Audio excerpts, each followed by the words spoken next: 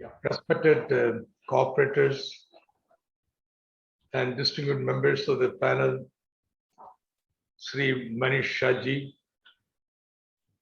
Jayaprakash Naranji, and other dear friends. I am honored to have been invited to this webinar, which is being conducted as part of the centenary celebrations of Varghese Kurian. In fact, I had a great opportunity to meet him in 2002. I had traveled all the way from Kerala to Anand and spent a day with him discussing about the micro enterprise development program I was thinking in my constituency and seeking his blessings and cooperation. And later, in my academic pursuit and interest, I've been working on cooperative. Now, the theme of this consultation is very, very important at this juncture. The autonomy and independence of the cooperatives. Well, cooperatives, you take all the major definitions. The key components are the members voluntarily join together to pursue certain defined interest of theirs through an enterprise. That's very important, through an enterprise, which is autonomous. Now it looks very simple. If you're forming an organization, it should be autonomous. You're under control of that. But it's not so simple, you see. Say if you are taking the cooperative movement development in the whole Western countries, it's very straightforward. They were never under government patronage. It is fully developed from below as a response to the crisis, strikes, and so on and so forth. They were formed from below, invented from below. But I would say the cooperatives in India and most of the third world countries are invited from above. There's a big difference between being invented from below and being invited from above. Because it's as a part of our development policy, even the pre-independent spirit, cooperatives were seen as an instrument to pursue certain important social goals. Maybe freeing the farmers from the clutches of moneylenders, or accelerating the development of agriculture, small-scale industries, and so on. So it was a very much a part of our 5-year plan perspectives. Every 5-year plan document had one chapter on cooperation. So government was very important way involved in forming, financing, directing the cooperatives. And therefore, there is always this question of the autonomy and independence of the cooperative structures. Because you don't know the fine line which must be drawn between the member control and control of the government. But if you look at the successful cooperatives in India, the case Amul has been very much elaborated by Suresh Prabhu. I entirely agree with what he said about Amul. And other successful cooperatives, they have been characterized by a high degree of independence from government control. But that didn't affect the governance system or efficiency. There are many key economic questions in the formation of cooperative and its growth and development. First is, how do you finance it? Okay, member finance, their contribution share capital is not going to be sufficient to finance modern enterprise adequacy capital. And that's why cooperatives are difficult to form. And it's here the government will continue to play a very important role, taking either share or have, say, comfortable lending programs for the cooperatives and so on and so forth. Now, second, once a cooperative is formed, it must function, work effectively so as to produce a surplus. Now, surplus production is not the sole objective. In fact, cooperatives are social enterprises and therefore would have multiple objectives. It's not a profit maximizing capitalist enterprise. It's an enterprise with social concerns and so on.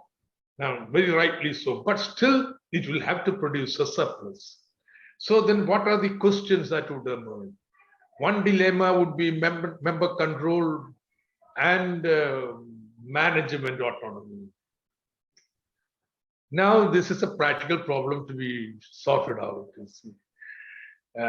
But the success of most of these cooperatives has been not through government putting pressure on, but they internally produce certain norms of behavior by which the management was professionalized and was allowed to have certain degrees of freedom. The not accountable on every day-to-day action, you see. Maybe at the annual conference, there would be critical review, etc. Once the policies are laid down, the management has the autonomy to pursue them. So this is very, very important, you see. But member participation is important because that is where the advantages cooperatives do come in. You don't have boss at every level. The worker must feel that it is organization, therefore he puts in the best. He doesn't shirk the work. So it is very important member participation and control. At the same time, professionalization and management. Second is the technology.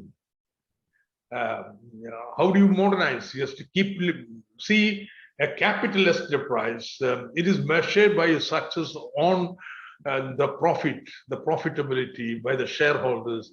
And therefore, this under constant market pressure to modernize and change the technology.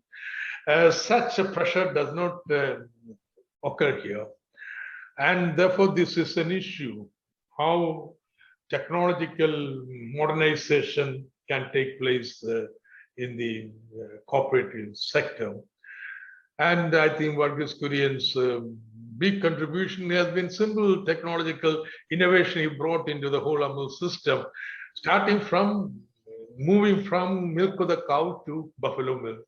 So simple, but it changed the whole butter production and so on. Or creating new products like salted butter.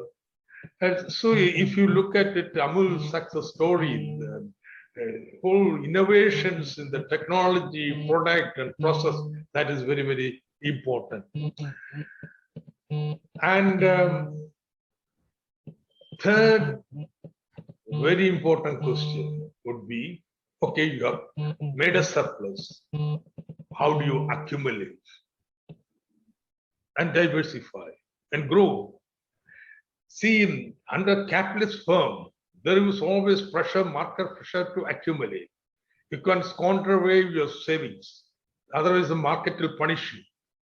But here, the interest of the worker or the member who doesn't inherit assets acquired by the cooperative will be to redistribute the surplus, you see.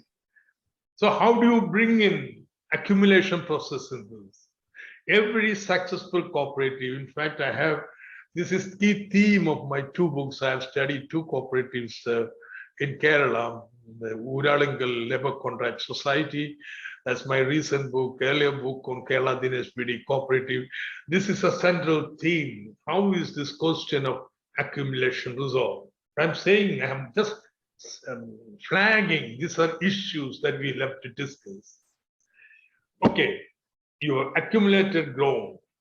Then mainstream theory tells you will degenerate. That's it. Mainstream, because now you will be forced for efficiency because you have diversified to cooperative would be structure would be there. You would be sponsoring producer company. Yeah, that's what is happening, like Mondragon kind of development. So then where do you draw the line of the cooperative? I'm just telling you, cooperative is not a very unambiguous arena. There are issues to be debated, discussed, and also changed. I have absolutely no doubt. But I would differ from Manisha ji, and I don't know who will be speaking after me, that central legislation is the solution. I don't agree with that. Luckily, the Supreme Court has ruled in ambiguous terms that this is a state subject. See, India is a federal country because we are a diverse country. There's so much diversity. And our constitutional fathers determined, though it is a quasi-federal system, but federating states have given very definite rights in the constitution. Now, central government involving, intervening in the cooperative movement, etc., fine, I have no objection to that. But the problem is this is taking place in the background of a very determined, systematic undermining of state rights in every field. Tell me one sector where this is not happening. Now, this is something that is not happening just now. Right from the beginning, it has been so, because our system is a quasi-federal system. But now it has accelerated. The whole narrative of nationalism has changed this discourse regarding federalism. And therefore, for me, cooperative is a social enterprise which is an instrument to pursue our regional development. Let me put it that way. It was Nehru who said that you have village school, village panchayat, and village cooperative, and that's a formula for development. So we have village panchayat, very powerful. We have our school, and we see into the cooperative social enterprise to transform our agricultural small-scale industry to what we call now into knowledge sectors. Modern science to be incorporated into the traditional agricultural and industrial sectors. Now that means a kind of profound transformation of the economy. And these social enterprises are to be the main instruments of pursuing this policy. Because the cooperative credit societies in Kerala today, we call them cooperative banks, provide 30% of our agriculture credit needs are very, very important. And therefore they have the resources and they will be playing a very important role in this transformation. Now, I am not saying every state in India agree to that, but here is regional developmental aspirations must be incorporated into the developmental frame of India. However, there is a definite role assigned to the cooperatives. At the same time, member control has to be institutionalized, greater autonomy has to be given, the registrar should intervene in the day-to-day affairs. And for that, you have got to intervene. All cooperatives have to get together, talk, and bring out the salient features of AMUL and successful cooperatives in India. And a reform from below, reform from within. That's the approach I would develop. So thank you very much. I think I've just taken the sufficient time. So thank you very much.